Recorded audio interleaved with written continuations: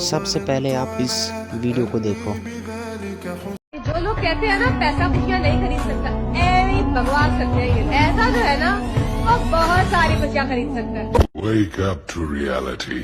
شروع اللہ کا نام لے کر جو بڑا مہربان نہایت رحم والا ہے۔ لوگوں، تم کو زیادہ سے زیادہ مال سمیٹنے کی خواہش نے غفلت میں ڈالے رکھا، یہاں تک کہ تم نے قبریں جا دیکھی۔ دیکھو تمہیں عنقریب معلوم ہو جائے گا، پھر دیکھو تمہیں عنقریب معلوم ہو جائے گا۔ دیکھو اگر تم جانتے یعنی یقینی علم رکھتے تو غفلت میں نہ پڑتے۔ تم ضرور دوزخ کو دیکھو گے، پھر تم اس کو یقین کی آنکھ سے دیکھ لو گے، پھر اس روز تم سے شکر نعمت کے بارے میں ضرور پرسش ہوگی۔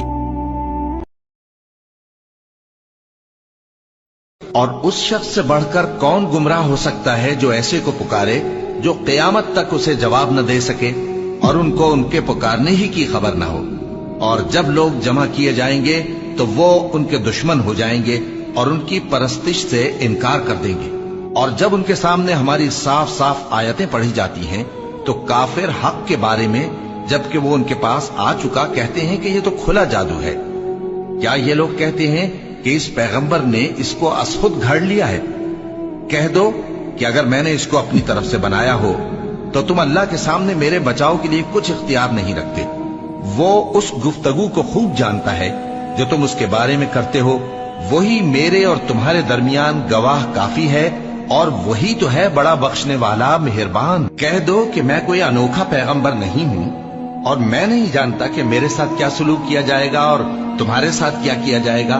میں تو اسی کی پیروی کرتا ہوں جو مجھ پر وحی آتی ہے، اور میرا کام تو علانیہ خبردار کرنا ہے۔ کہو کہ بھلا دیکھو تو اگر یہ قرآن اللہ کی طرف سے ہو اور تم نے اس سے انکار کیا، اور بنی اسرائیل میں سے ایک گواہ اسی طرح کی ایک کتاب کی گواہی دے چکا اور ایمان لے آیا اور تم نے سرکشی کی، تو تمہارے ظالم ہونے میں کیا شک ہے؟ بے شک اللہ ظالم لوگوں کو ہدایت نہیں دیتا۔